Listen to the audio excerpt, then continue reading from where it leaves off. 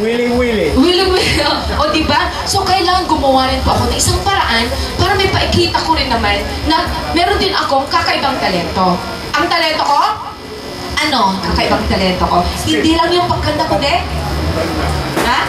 Binigay sa akin ang bunganga ko ng Lord para magsalita. Diba? So gamitin ko yun sa tamang paraan. Di po ba? Dapat ako'y nagsusumamo sa inyo, di ba? Ako'y nagmamakaawa na sino ang tutulong sa ating kapagaling? Tayo! Tayo ang gumagawa ng problema. So, tayo rin ang gagawa ng solusyon. O di po ba? At sa pamamagitan ko rin, ginamit po ako ng Diyos na instrumento para masabi po sa inyo kung anong dapat natin gawin. Kasi kung minsan, nakakalimutan natin, di ba? Kung minsan, hindi natin nare-realize na, o nga, no, kaya pala ang daming bagyo, daming mga, mga calamities naman. Kasi tayo din pala ang may kasalanan. So, kailangan igising. Ang Lord nga, paano niya ginising yon? Sa pamamagitan pagbigay ng bagyo. Di ba? Mga, di ba? Flood, mga ganun. Eh ako, sa pamamagitan ng pagsisigaw ko, sabihin sa inyo, na please, magising na po tayo, di po ba? So, ganun po mga kaibigan. So, ngayon, dahil po sa sinabi po ni attorney sa akin na please na kanina hindi po ako, I wasn't feeling well. Sabi ko talaga, ako, paano na po ito? Sabi ko, Sister Esther, parang hindi ako, kasi wala na po akong tulog. Puro ako, trabaho ng trabaho. Alam niyo, ng isang araw po, mga pastor. Mga pastor, samantalang mga pastor dapat ang nagle-lecture sa akin. Pero ngayon po, ako na ang kinukuha nila para magsalita sa kanilang harapan. Sa mga churches, El Shaddai, mga born again, mga Rotarians. I can't believe it. Pero sabi ko, Lord, kung ako talaga ang nangangailangan, para talaga i-enforce po ito, na kinakailangan po malaman lahat ng tao, magtulungan tayo, magkaroon tayo ng unity. So, I am sure naman po na sa konting tulong ko, kung gusto mo, ito po yung mission na kailangan po, ipaalam po sa inyo na kailangan gawin po natin, magkaisa po tayo. Di po ba? Yes, okay. So anyway, maraming salamat po at nakita ko na si attorney, ang sarap pala yung feeling talaga pag meron kayong nagagawang napakaganda sa inyong kapwa. Ano po? Palakpakan niyo po si attorney. Ayun ko lang po nalaman kasi itong problema, pero tingnan ninyo sa pamamagitan po ni attorney, nalulunasan at tingnan nyo, ang sasaya po natin. Sana po, lahat po tayo masaya itong December. Ipag-desal po natin na sana po, hindi naaabot ng New Year kung anong hinaantay natin. Di po ba? Okay, God bless mo sa inyong lahat.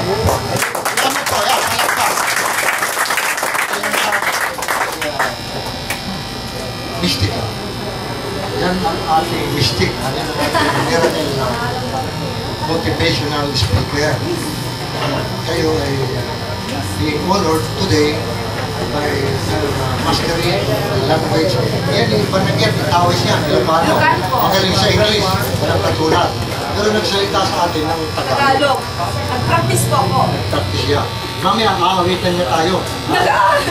Kaya yung na-inspire niya ako sa kanyang mga meeting with the Rotarians nung isang gabi, nag-pledge ako ng 5,000 pesos.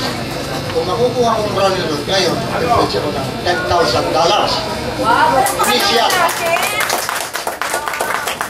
Sabi ko sa mga dating leader, pinatid mga bago na tayo tig pa $500. Kano lang yun, buwasin sa inyo, mahigit na $200,000 plus interest. Mas malaki ang interest ninyo. Sinuswerte tayo. Hindi na yung tunay na legitimate valid claim. Yung interest, hindi lang ang $500 ang interest. Kasing laki rin ang principal. Because kanina, nung in-interview ko, 1994 ang interest, 6%.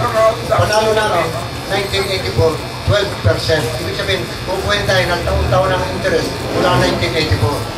Yun ang isang pinag-aralan ng Supreme Court kung magkano yung interest na magbibigay sa atin. Pero yung mga claims, meron na yung panahon na dadating na ilalabas na yung decision. Kaya yung $500 ninyo, maliit lang yun, yun ang inyong puhunan nito. At sa meeting na ito, ay wala namang nag-object sa inyo. Sino ba nag-object dito sa lahat ng mga atin dito? Nakasunod dito sa ating libro ni San Pedro. para mahaba ang buhay ninyo, katulad kanina. Bigay tayo ng Pasko, maliliit ang halaga lang noon. 2 kilo bigas, dala niya, pero siya na lang. Hindi naman niya alam na magsasalita siya dito. Dadaan lang siya dito eh. Ay nung kinantahan siya ng mga bata ng happy birthday. Babae, yan. Pasko na yung mga kaya salamat ko. Dito siya, yan mga yan, ay aming kapatid na. Better world, better globe. Amen! Global. Mundo. Dito ko, Del Mundo. Kaya tama eh. Del Mundo, dahil sinabi ko kanina sa radyo, ang buong mundo makikinabang. Lahat ng mga mundo, 12 million. Nasa US, 4 million. Kinuha ko yung coverage eh. Sinabi ko, hindi na magiging alipin ang tingin sa inyo. Kahit yung mga doktor, kahit magpapit siya, saludo pa. Kasi, entertain, ganda, basta tapatakal ng ganda ng entrevista. Pero ang Pilipino kahit doktor, ako sabi ko ng Hong Kong, doon ako sa station na i-interview pa, investigahan pa ako. Naka-Amerikano pa ako, abogado pa ako. Ganun ang tingin nila sa Pilipino. Sabi ko kanina sa radio, yun yung nasa network ng Amerika. Hoy. Joel. Ano nga?